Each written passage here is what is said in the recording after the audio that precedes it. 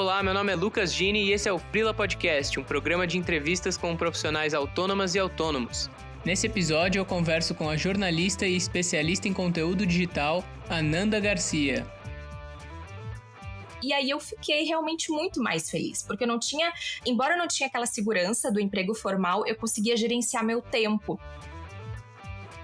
O meu receio de crescer na carreira, me tornar uma executiva, algo assim, é passar a ter um trabalho burocrático. Assim, pelo que eu converso com amigos da minha área e de outras áreas, esse muitas vezes é o caminho. Quem tem as condições, né, para dar os primeiros passos, eu acho que tem que ir, sabe? Tipo, pega teu primeiro cliente, tipo, as pessoas falam umas com as outras. De repente, esse primeiro cliente vai te trazer outro cliente, então...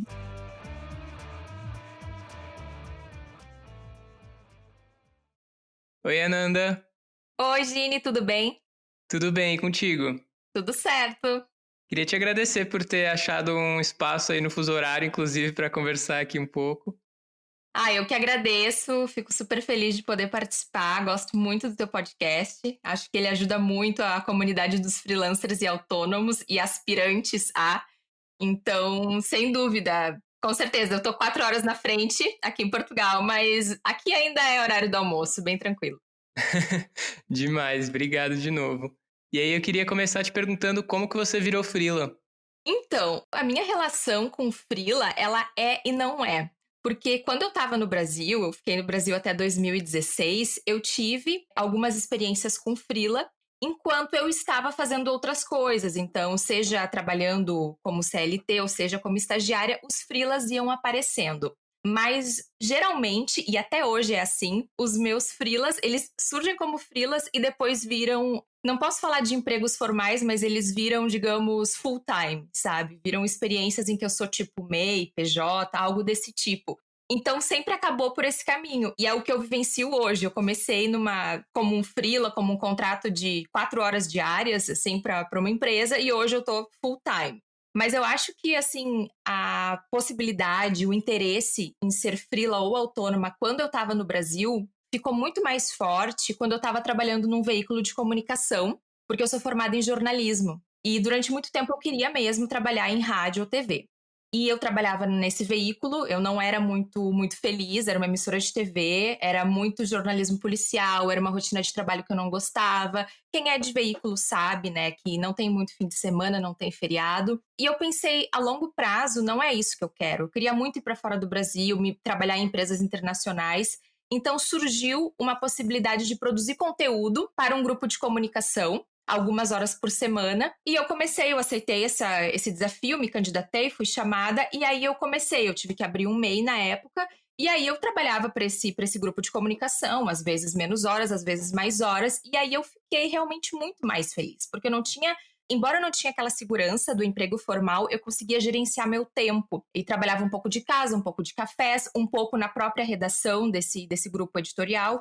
E eu acho que aí eu pensei, nossa, mas fazer freela é legal, é um estilo de vida que me agrada muito mais. Uhum.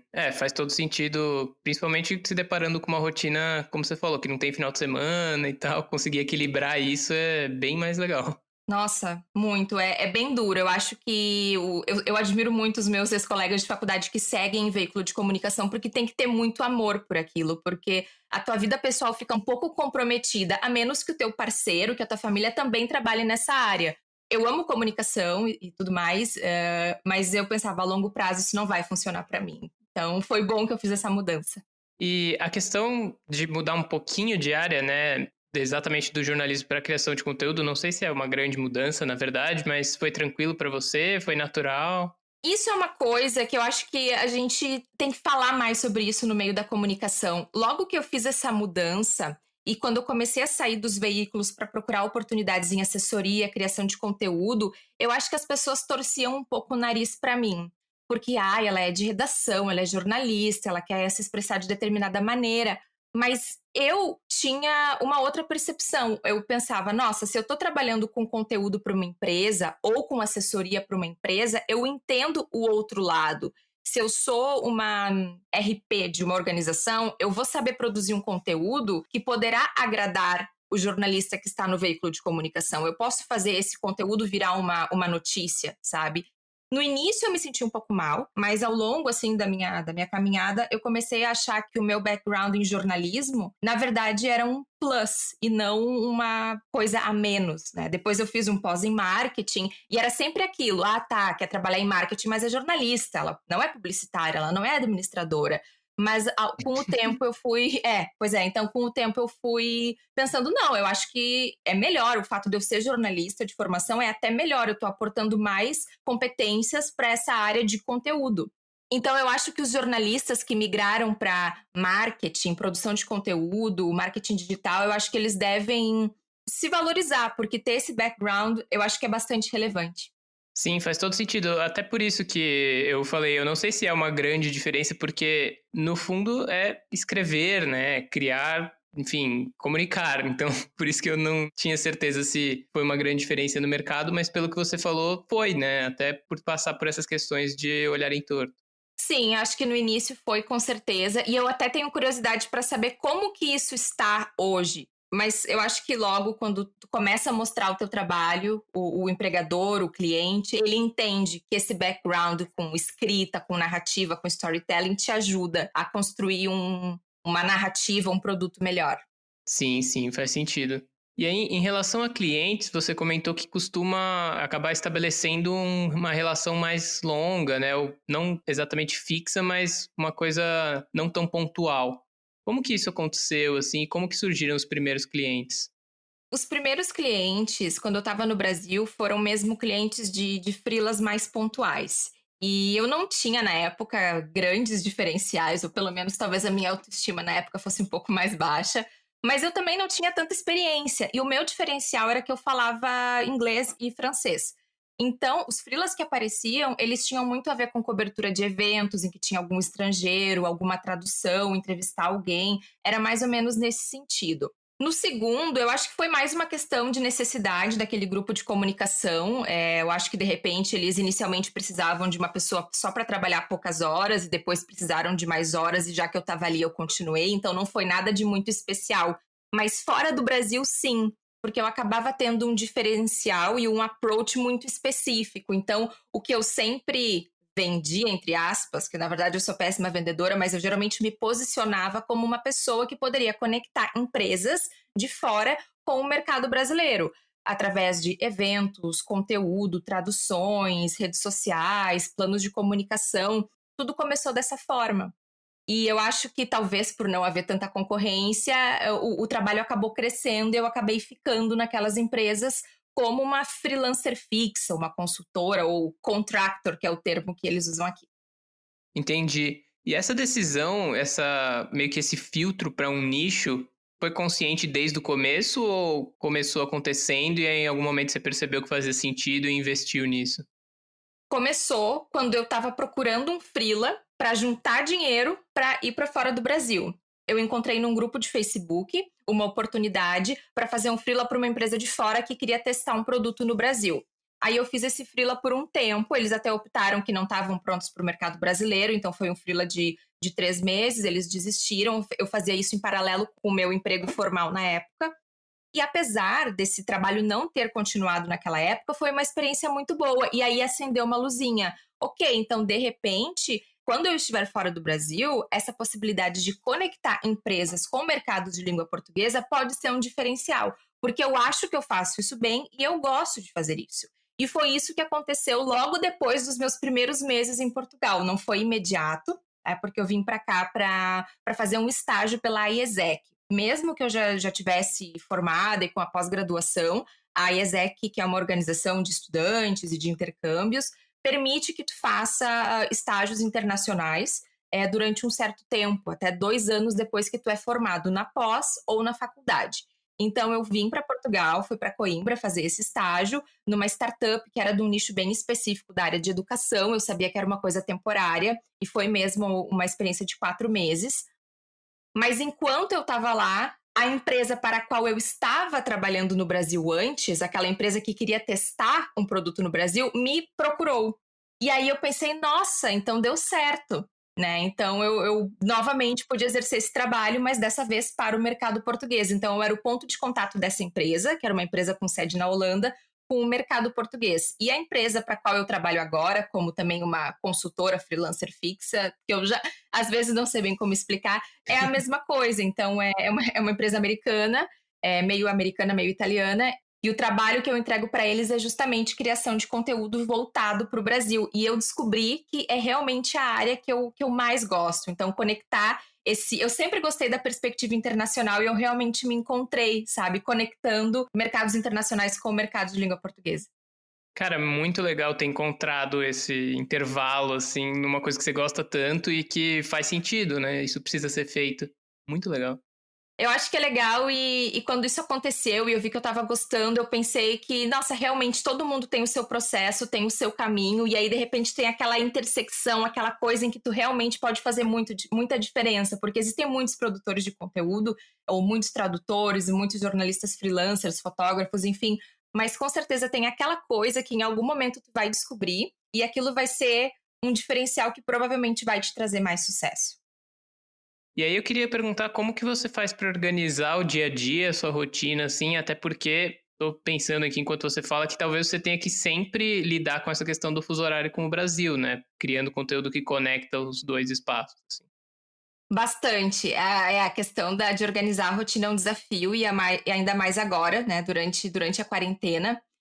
Quando eu estava no Brasil trabalhando como freelancer para um grupo de comunicação, eu trabalhava em casa na maior parte do tempo. E não era uma experiência muito agradável, assim. E eu morava numa cidade fora da capital, então eu não tinha muitas coisas a fácil acesso, eu não tinha muitos cafés, eu não tinha carro na época, então eu ficava mais era trabalhando em casa.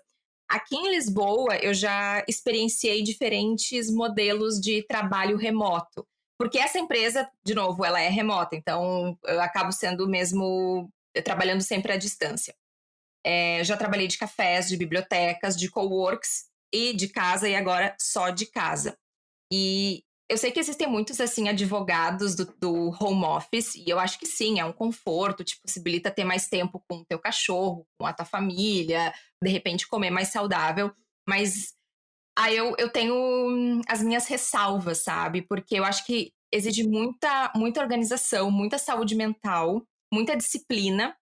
E essa disciplina, muitas vezes, não é a disciplina para tu não assistir um filme na Netflix. Porque já me perguntaram várias vezes, nossa, muito antes da quarentena, né? Porque eu tô trabalhando à distância já faz quase 4 anos. E sempre me perguntavam, nossa, mas tu não tem vontade de parar e ver um filme? Não tem vontade de dormir, tirar uma soneca, cochilar? Não, eu tenho vontade de lavar a roupa, de medir o móvel, de reorganizar as plantas, sabe? Eu fico então, assim, as minhas tentações são essas, meu Deus, as coisas da casa, a cozinha tá suja, sabe? Então, é difícil, é um desafio, né? Todos nós estamos nos adaptando, mas eu acho que eu tive aí uma vantagem de já estar acostumada. Então, eu tento não trabalhar até muito tarde. Então, se algum dia eu preciso ter uma chamada com uma pessoa do Brasil ou participar de algum evento online, alguma coisa assim, é óbvio que eu vou ajustar o meu dia de trabalho. Mas se não, eu trabalho no horário de Portugal. Então, isso é legal, que a empresa me permite isso. Assim, às vezes a gente tem chamadas, a gente tem que prestar contas, dar feedback sobre o que a gente está fazendo, mas mesmo assim, todo mundo que está trabalhando em casa sabe que tem que sempre manter, eu acho que uma lista, né, para não perder o controle das tarefas e também ter habilidades de comunicação muito claras, né, trabalhando à distância. Isso muitas vezes é um desafio. Sim, até essa coisa da tentação, eu tenho o contrário, eu vejo que muita gente com quem eu converso aqui tem o contrário, de que na verdade a tentação não é parar de trabalhar e ficar de boa. Às vezes você tem que se controlar para não trabalhar demais. O trabalho não invadir o momento que era para qualquer outra coisa. Eu concordo plenamente. Na empresa para a qual eu trabalhei antes, como freelancer fixa, eu era uma das únicas que trabalhava à distância por uma questão de visto.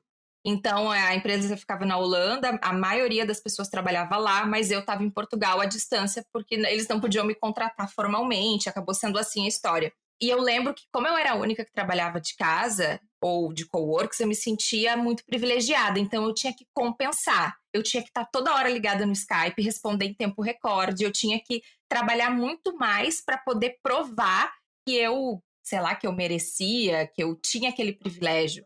E eu concordo plenamente. Eu acho que a pessoa que trabalha à distância tende a trabalhar mais, a ficar mais ligado. E geralmente tu tem os aplicativos também no teu celular, aí tu vai receber uma notificação de Slack, de Skype, enfim, de e-mail e vai acabar respondendo. Então, isso também é um desafio que eu tenho. Assim, ou às vezes, por exemplo, acordar, tá tomando café e já tem notificação. E daí ali olhar a notificação e responder, não. O meu namorado, às vezes, ele briga comigo, tipo, calma, tu ainda tá tomando café, depois tu vai olhar as notificações de trabalho. Então é difícil, nossa, não é fácil não, assim. Eu acho que para quem tem uma tendência a ser meio workaholic, trabalhar de casa, é difícil mesmo. E nesse momento meio que tá todo mundo não, né? É. Mas quem pode tá passando por isso e quem tá com um emprego mesmo fixo tá tendo que se acostumar com essa questão de controlar o próprio horário e ao mesmo tempo prestar contas para chefes, para empresa, então é meio estranho equilibrar tudo isso. Sim, sim.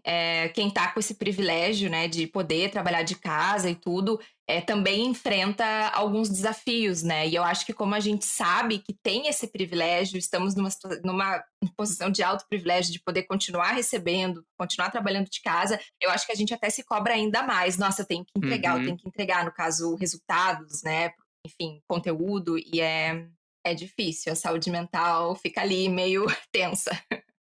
E aí, em relação ao conteúdo, você consegue manter isso de segunda a sexta? Assim, você falou que a empresa é bem legal em relação ao horário de trabalho e tudo mais, mas isso chega a invadir final de semana, eventualmente? Por enquanto não, a menos quando a gente tem um evento, que agora os eventos, né, agora já só Deus sabe quando que teremos eventos, mas geralmente não. E isso é uma outra coisa que eu passei a apreciar muito desde que eu me tornei, assim, consultora, freelancer, autônoma, que é o foco em entregar as coisas. Então, assim, ok, eu tenho a minha carga horária, né, de 40 horas semanais com essa empresa, e eu também tive isso com a outra empresa. Primeiro era de 10 horas, depois de 20 horas, depois de 40 horas, foi aumentando, né, o meu contrato, mas o objetivo era sempre, ok, entregar tal coisa, fazer isso. Então, não importa se de repente um dia ou outro eu vou trabalhar menos horas, eu vou tirar um horário de almoço maior. O importante é realmente entregar aquilo que foi pedido, né, alcançar os resultados. Quando eu trabalhava como CLT, não era assim. Era assim, ó, ai, eu trabalhei em umas agências, eu acho que várias pessoas vão se identificar, que eram agências de assessoria, não eram agências de propaganda, tá? E a agência de assessoria de empresa geralmente é mais pobrinha, é mais humilde. E assim, ó, o dono, ele era, tipo, super cri-cri com horário de almoço, com tudo, sabe. Eu sentia que eu era muito controlada pelo meu tempo e eu nunca gostei disso. Então, ter começado a ser autônoma foi uma liberdade, assim, porque o nosso tempo não tem preço. De poder gerenciar, tu ser dona do teu tempo, não tem palavras. É muito bom. E até a gente também conversa isso com várias pessoas que conversam aqui comigo, de que desse jeito simplesmente rende melhor, né? Às vezes trabalhando menos horas, o trabalho sai melhor. Ah, concordo 100%. Tudo depende do foco que tu tem durante aquelas horas que tu dedica para completar uma tarefa, né. Então, sem dúvida. E aí, como que foi a parte da grana, assim, até porque rolou a transição também de receber em real, em euro, imagino que tenha isso também para lidar, e como que é lidar com essa parte? Então, eu acho que a nossa geração já começou, assim, meio errada no sentido das finanças. Eu tô falando isso porque, assim, eu fiz muitos anos de estágio. Então, eu sabia que, assim, bom, ou eu nunca vou me aposentar, ou eu vou ter que fazer uma previdência privada, né. Eu ficava assim: "Gente, eu tenho, sei lá, vinte e poucos anos agora que eu vou trabalhar com CLT, o que que eu vou fazer da minha vida?", tipo, então eu já tinha essa coisa. Então eu já tinha esse entendimento de que a coisa já não estava muito organizada. Sabe? Então vamos ver o que que eu consigo, né, quais são as minhas ferramentas. E de fato, eu tive ali um tempo que o meu estágio em Portugal, ele pagava meu aluguel e uma refeição por dia. Então ele dava um subsídio de alimentação e o meu aluguel. Então era um tempo em que eu não tinha nenhum rendimento, então eu tive que me organizar para juntar dinheiro para vir para cá, e eu sabia que por 6 meses eu poderia me sustentar, mas se fosse mais que isso e eu não conseguisse nada, eu teria que provavelmente voltar para o Brasil, criar um plano B. Mas no momento em que eu consegui me estabelecer, assim, com os clientes e conseguir ter um rendimento mensal mais ou menos estável todo mês, eu acho que não foi tão difícil, mas eu tive que aprender muito sobre as legislações daqui. Porque eu fiquei 1 ano sem pagar impostos, sem nada disso, sem me organizar, sem contribuir com a Previdência Social, com o INSS daqui, por exemplo. Depois eu descobri que no primeiro ano os profissionais autônomos têm mesmo uma isenção, então eu não estava contra as regras nem nada. Mas eu fiquei assim, trabalhando, ganhando, vivendo, fazendo a minha vida. E o dia de amanhã fiquei assim, eu acho que foi aquele ano de adaptação, sabe? Tipo assim, ó, sobrevivência. Esse ano o objetivo é sobreviver, não passar fome, conseguir tomar um copo de vinho, conseguir ir no bar, sabe? É isso. E aí depois eu pensei, nossa, não, pelo jeito eu vou ficar aqui, eu tô recebendo, eu preciso pagar impostos, eu preciso dedicar isso, eu preciso pagar a segurança social daqui, até porque é obrigatório, eu preciso fazer uma reserva. Mas eu acho que nesses anos em que eu estava me ajustando, eu não estava muito preocupada com as finanças. Isso é bem grave, inclusive. Eu tive mais sorte que juízo, porque quando eu estava no Brasil, eu estava guardando dinheiro para ir para a Europa. Aí na Europa, eu pensei, ok, agora eu tô aqui, deu certo, vou viver a minha vida. E aí depois que eu pensei, não, eu sou uma pessoa adulta, eu preciso pensar no dia de amanhã. E aí eu comecei a me organizar e agora eu sou bem organizada. Mas assim, eu tenho uma planilha e eu sei todo mês o quanto que eu tenho que jogar para segurança social e para o IRS, que é o imposto de renda daqui, porque os trabalhadores independentes, que são os autônomos aqui de Portugal, e eu acho que no Brasil é igual, acabam pagando mais impostos do que quem é empregado, porque quem é empregado divide esses encargos com o patrão, né? E quem é autônomo, eu acho que paga todos os encargos, pelo menos aqui é assim. Então, mais ou menos 30% dos ganhos, né, de um trabalhador independente, pelo menos no meu caso, né, que trabalho com comunicação e marketing, eu tenho que pagar entre segurança social e guardar para pagar imposto de renda. É um horror. Então, quando eu descobri isso, eu pensei, meu Deus, na verdade eu ganho muito menos do que eu imaginava. E aí eu comecei a me organizar e agora todo mês é certinho, prestação de contas, né? Até porque quem é autônomo aqui em Portugal, e né, já fica a dica para quem tem interesse, teu visto nunca vai ser renovado se tu tiver algum débito com o Ministério das Finanças, né? Que seria mais ou menos a Receita Federal. Então tem que ser tudo muito na perfeição, porque senão eles não vão renovar teu visto. Então eu comecei a ficar super noiada. Eu pensei, nossa. Então eu fui de não me preocupar com nada pra, tipo, ficar super atenta e super cri-cri, porque eu pensei, Jesus, imagina se o meu visto não é renovado porque eu tô devendo, sei lá, 100 euros, sabe? Então, por um dinheiro que eu não declarei. Então tem isso. Foi uma aventura, mas consegui. E a minha mãe é contadora, só que gente, eu não sei nada. Eu agora sei um pouco, mas aquela história da casa do ferreiro, espeto de pau, é bem isso. Sim, sim. Que bom que deu tempo de aprender e que não deu nada errado, se não foi expulsa do país. Não. E aí, hoje você tem algum plano específico para sua carreira, seja de curto ou de longo prazo? Acho que também talvez isso envolva um pouco da sua criação de conteúdo com podcast. Eu tenho e não tenho. E isso é uma coisa que às vezes começa a me incomodar, porque eu preciso, talvez, pensar mais a respeito. Quando eu era um pouco mais jovem e estava no Brasil, eu acho que eu tinha aquele pensamento muito clichê de, eu quero trabalhar num veículo de comunicação, de repente eu quero ser correspondente internacional, eu quero trabalhar na TV, na rádio. E aí depois mudou tudo. Eu comecei a trabalhar mais com viés mais empresarial e eu pensei, não, eu quero ser uma trainee de uma grande empresa. Daí eu estava super focada nos trainees, eu pensei, eu quero ser executiva, eu quero ser... Enfim, várias fases. E aí hoje, depois que eu consegui me estabelecer aqui, conseguindo trabalhar na área, o que é muito difícil muitas vezes para nós que somos imigrantes, eu pensei, gente, eu quero ganhar meu dinheiro, fazer umas 2 viagens por ano, poder visitar o Brasil pelo menos uma vez por ano, poder ter uma vida tranquila. E é isso, porque, assim, sendo bem sincera, eu vejo às vezes a rotina de pessoas que estão em cargos de liderança nas empresas que eu trabalhei, na empresa que eu trabalho, e muitas vezes o trabalho dessas pessoas consiste em, ok, tomar decisões, né, supervisionar, é verdade, mas em passar o dia inteiro em chamadas, o dia inteiro em calls. E eu penso, gente, eu gosto muito de criar. Eu gosto muito, muito de criar. Então, eu gostaria sim de ocupar um cargo de mais liderança dentro da área de criação de conteúdo, talvez liderar grandes projetos, mas eu quero estar muito em contato com a criação. O meu receio de crescer na carreira, me tornar uma executiva, algo assim, é passar a ter um trabalho burocrático. Assim, pelo que eu converso com amigos da minha área e de outras áreas, esse muitas vezes é o caminho. Ok, tu cresceu, tu chegou no topo, tu virou diretor de não sei o que, aí tu só lida com burocracia. E é uma coisa que eu realmente tenho receio, assim. Então, por enquanto, eu vou continuar, provavelmente, com o meu trabalho. E eu tenho um podcast também, que é o Caravela Brasileira, em que eu falo junto com a minha amiga Pamela sobre as experiências de viver em Portugal, sobre as nossas percepções. Também falamos sobre coisas mais sérias, tipo vistos, custos de vida, estudar em Portugal. Então esse é um projeto paralelo. Também estou pensando em criar talvez um novo podcast. Eu tô assim estudando, sabe, algumas possibilidades. Mas como eu te falei, sabe, eu acho assim que no momento o meu plano é continuar conseguindo me sustentar e tendo, e tendo uma boa qualidade de vida e poder fazer umas viagens, sabe? Mas vamos ver, assim, eu tô começando a voltar a ter vontade de estudar, porque eu não tenho nenhuma formação, nenhum diploma daqui da Europa. Então eu penso, de repente, se eu conseguir um novo diploma, de repente ano que vem, eu posso pensar em alcançar novos cargos, patamares, mas por enquanto eu tô de boa. Parece que assim a minha fala parece assim, nossa, ela não tem ambição nenhuma. Mas, na verdade, eu te juro que, assim, ter conseguido vir pra cá e conseguir meu espaço já foi, talvez, o maior sonho que eu tinha, sabe? Então, eu acho que eu tô de boa por enquanto. Sim, sim, faz sentido. Eu acho engraçado que parece que em várias áreas da comunicação existe essa coisa do plano de carreira te levar a se afastar do centro do que você queria fazer, sabe?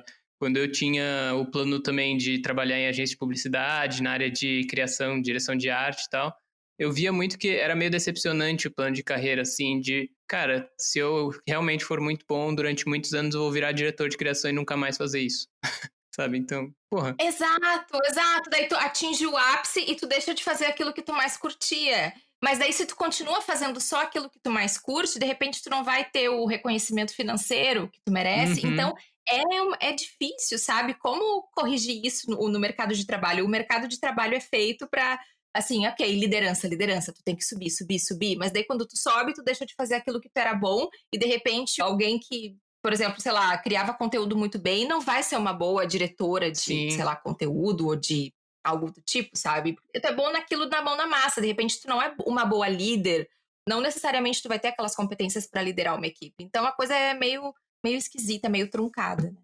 Sim, são competências totalmente diferentes, né? E é engraçado como isso bate pra um monte de gente, tipo, cara, é claro que eu quero subir, eu quero evoluir, mas eu não quero parar de fazer o que eu fazia. Pois é, tu acha que isso é uma visão muito romântica? Porque eu penso, eu acho que isso não é uma visão romântica, eu acho que é tu fazer aquilo que tu é bom. Eu acho que faz sentido esse pensamento. Sim, sim, eu acho. Acho estranho o processo comum ser o contrário disso, sabe? Eu acho que em algum momento teria que haver uma avaliação e talvez uma opção para uma pessoa, tipo, ó, você realmente melhorou muito, você quer assumir mais esse lado da liderança, você tem essa competência, tem esse interesse, ou você quer só, sei lá, ganhar mais ou ganhar algum tipo de prêmio a mais por fazer isso que você já está fazendo, sabe? Por continuar esse caminho que você já está trilhando.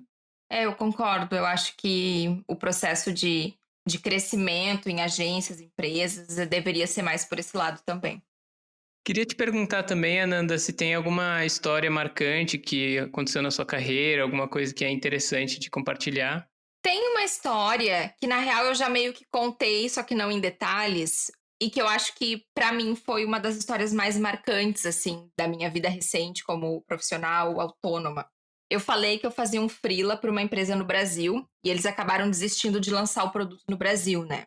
E aí, nesse meio tempo, eu consegui um estágio em Portugal, vim para Portugal. E aí, logo assim, na segunda semana nesse meu estágio, eu fui contactada por uma pessoa dessa empresa e ela perguntou: Nossa, Nanda, olha só, tu ainda tá disponível porque a gente precisa muito de alguém que fale português, por causa disso, por causa daquele outro, blá, blá, blá. Só que tem uma coisa. É para trabalhar para Portugal, então eu não sei como é que vai ficar para ti, né? Já que tu tá no Brasil, o fuso horário, blá, blá, blá. E aí eu dei um berro, porque eu pensei, o quê? Mas eu estou em Portugal. Eu estou em Portugal, sabe? Tipo, eu gritei, eu pensei, nossa. E aí, durante, acho que 3, 4 meses, eu fiquei, porque assim, eu não tinha amigos, né? Não fazia nada da minha vida, eu tava em Coimbra sozinha, porque muita gente vai para Coimbra estudar. Aí o pessoal só fica fazendo festinha. Não, tô brincando.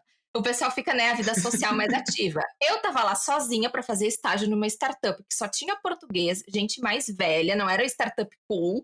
E eu tava lá sozinha. Então, o que eu fiz? Fiquei trabalhando 12 horas por dia, quase, porque fazia o estágio na startup e fazia trabalhando de casa 4 horas por dia para essa outra empresa, que era a empresa da Holanda. E foi um tempo, assim, de muito, muito, muito trabalho. Só que deu resultado, porque depois, quando o estágio acabou, eu pude, né, me dedicar mais para esse outro que surgiu. E foi uma história, assim, inusitada. Na época, eu fiquei chocada. Eu pensei, não, eu não acredito. E, assim, me mostrou aquilo que eu sempre achei, sabe? Que, tipo, tu tem que fazer alguma coisa para que as coisas... Tipo, no momento que tu toma uma ação, a outra ação acontece. As coisas vão acontecendo. Eu não gosto desse papo de coach, né? De, porque todo mundo consegue, você pode, você vai conseguir. Não, não, sabe? Mas quem tem as possibilidades, quem tem as condições próprias para isso, que no caso eu tinha, porque eu estava me organizando financeiramente, eu pensei, não, eu vou, porque alguma coisa vai acontecer. E na pior das hipóteses, o que vai acontecer é que vai acabar meu estágio, eu vou voltar para o Brasil com uma experiência de trabalho no exterior na minha área e vou poder, de repente, conseguir uma vaga em São Paulo, que na época era também um dos meus planos, porque eu sou de Porto Alegre, mas eu não queria ficar lá. Então eu pensei, alguma coisa vai acontecer, ou eu vou ficar lá em Portugal trabalhando, ou eu vou voltar para o Brasil e vou conseguir uma coisa em São Paulo na minha área, tenho certeza, eu pensava. Então eu acho assim, que quem tem as condições, né, para fazer, para dar os primeiros passos, eu acho que tem que ir, sabe? Tipo, pega teu primeiro cliente, tipo, as pessoas falam umas com as outras. De repente, esse primeiro cliente vai te trazer outro cliente, então, enfim. Sim, eu também tenho muito medo de parecer estar reproduzindo esse discurso de startupeiro, assim, de Ai, tipo, sim. não, só acredita, meu, vai lá. Acredite em você pode. Eu não... Eu tenho medo de ter esse discurso também, mas quem tem as condições, eu acho que pode tentar. Sim, acho que tem um ponto de equilíbrio que é nem vender esse discurso que não faz sentido e que não leva em consideração milhões de questões sociais, mas também não achar que, sei lá, meio que esperar demais, assim, as coisas acontecerem, né? Tipo, essa história que você contou, cara, deu muita sorte de você estar em Portugal e, porra, até engraçado que foi o tempo perfeito, assim, mas, ao mesmo tempo, você foi lá e pegou e acabou até trabalhando muito mais horas do que o normal durante o período, assim, enfim, fez acontecer também do seu lado o que precisava acontecer, né? Eu acho que é uma mistura de oportunidades e sorte, né? Uhum. E quando esse ambiente está formado, tu tem que tentar aproveitar da melhor maneira se tu tem condições para isso. E foi o que aconteceu. Eu sei também que essas vezes, não essa exatamente, mas é mais ou menos essa história também de muita gente. E eu tive sorte e também soube agarrar uma oportunidade, né? E mostrar serviço, enfim. Mas nem sempre é fácil. Não estou dizendo que foi fácil. Mas eu acho que eu sempre falo, eu penso, gente, eu tive muita sorte, porque trabalhar na nossa área fora do Brasil é bem difícil, assim, né? A gente sabe por questões de visto e tudo mais, mas é por isso também que ter conseguido fazer esse elo, né? Ok, tu de repente não precisa de um brasileiro na tua equipe, mas se tu quer lançar um produto no Brasil, tu vai precisar. Então, esse viés que eu abordei, eu acho que me ajudou muito. Sim, sim, faz todo sentido encontrar uma oportunidade quase que permanente, né? Quem precisar disso vai ter interesse nessa área. Sim. E aí, por último, eu queria perguntar se você pudesse voltar no passado e conversar com você mesma sobre a vida de freela, quais dicas que você daria? Nossa, eu acho que eu com certeza gostaria de enxergar o freela e o trabalho assim independente, autônomo, como uma opção real e não como um prêmio de consolação. Porque quando eu estava na faculdade de jornalismo, assim, ó, o ápice, né? Tu tinha que trabalhar em veículo de comunicação. Assessor de imprensa, freelancer, sabe? Eram aquelas pessoas que não tinham conseguido encontrar o seu local, o seu lugar ao sol, né? Então o objetivo era, não, trabalhar em veículo, trabalhar em veículo. E assim, eu acho que foi muito uma lavagem cerebral para isso. Então, mesmo a área de assessoria de imprensa, que é uma área extremamente importante, assessoria de imprensa, RP, não tinham o seu devido papel. Então, eu acho que a maneira como a minha formação jornalística foi feita, eu gosto muito da universidade em que eu estudei e tudo mais, mas ela não foi nem um pouco voltada para o lado mais empreendedor, sabe? Para outras possibilidades, porque nem todo mundo vai querer trabalhar na TV, ou no rádio, ou no jornal. E eu tinha aquela visão, nossa, eu não vou ser assessora, eu quero ser repórter, sabe? Uma coisa assim que não tem cabimento, sabe? E eu realmente gostava daquilo, fiz isso por um tempo. E eu não sei como está sendo a formação hoje das pessoas na área de comunicação, mas eu realmente espero que elas entendam que ser um consultor, um freelancer, um autônomo, um empreendedor, são possibilidades reais, porque tu tem que ter as finanças organizadas, óbvio, mas tu pode ganhar mais, tu pode ter mais liberdade de tempo, gerenciar melhor a tua vida. Então, essa não é se não der eu vou ser isso. Não, essa é uma possibilidade real e pode ser a melhor possibilidade para ti. Pode ser que tu realmente te encaixe bem nesse modelo de trabalho.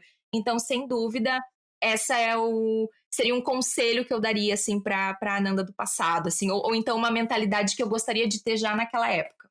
Sim, eu sinto que às vezes no ensino formal meio que cria-se uma hierarquia, né? Entre, tipo, é o que você falou, não deu certo em tal coisa, virou freela, né? Virou Exato. correspondente, sei lá. É muito estranho isso, porque não faz sentido. Várias pessoas aqui já falaram também que o curso natural da carreira levou a ser freelancer porque era o jeito de evoluir. Então é meio estranho e isso tem que ser meio que desconstruído. E, de novo, não romantizar, não falar que, tipo, nossa, é tudo perfeito, maravilhoso, mas só considerar, né? Eu concordo plenamente, assim, eu não sei, assim, qual é hoje a mentalidade que os professores das universidades passam, mas é bem como tu falou, parece que o sucesso profissional é muito hierarquizado. Tu estudou publicidade, Gini? Pelo que eu entendi, né? Sim, eu estudei publicidade e depois design, mas Tá. primeiro publicidade. Pois é, não sei como é na publicidade, mas no jornalismo é como se tu tivesse, sei lá, 3 opções. Se tu tá fora daquelas opções, tu é aquele que quase deu certo. Uhum. E isso é muito errado, isso é quase opressor, assim, não é nada legal, assim. E isso gera muita frustração, né? Porque, nossa, então se eu não consigo trabalhar, sei lá, na RBS TV, eu sou um loser. Então, essa é uma emissora do sul do Brasil, tá, gente? Então enfim, é complicado, mas eu acho que agora com essa cultura de nômade digital, de ser freela, eu acho que mais pessoas estão falando sobre isso, sobre os benefícios de tu gerir teu tempo, trabalhar de casa, essa cultura de cowork. Tudo tá em pausa com o coronavírus, né? Mas existe essa cultura, assim, que tá bem, esse movimento tá bem numa crescente. Então eu tenho esperança que as universidades também falem sobre freelancer, sobre ser autônomo, empreendedor, como uma verdadeira opção. Eu acredito. #eu acredito. Total. Inclusive, era meio que um negócio de... Na época da faculdade, eu lembro de eu mesmo enxergar isso como uma coisa, tipo, alguém perguntava, você tá trabalhando? Não, tô fazendo freela. Pois tipo, como se não fosse... não conta como trabalho. Que horror, né? Eu acho que se fosse hoje, a gente iria se posicionar de uma maneira muito mais assim, não, eu faço freela, com licença. Tipo assim... Óbvio que nem sempre é o ideal, né? Óbvio, mas eu acho que é algo para se orgulhar na real, sabe? Sim, é um outro caminho e que vale tanto quanto o que é meio que imposto, assim. Sim. Cara, muito legal conversar contigo, Ananda. Queria agradecer de novo por ter dado esse tempinho, conversado e contado as histórias da sua carreira. Eu que agradeço, Gini, muito obrigada. Fico muito feliz em participar, foi um papo muito legal, gostei bastante, me fez relembrar coisas que às vezes ficam adormecidas na memória, assim, eu até fiquei com uma certa dificuldade de lembrar algumas coisas, mas é muito bom, foi quase que uma viagem, assim, pela minha história profissional, e eu espero que algumas pessoas também se sintam inspiradas, ou que a nossa conversa possa ajudar o pessoal também a refletir um pouco. Com certeza. Obrigado de novo, Ananda. A gente se fala então. Um beijo. Obrigada, tchau, tchau.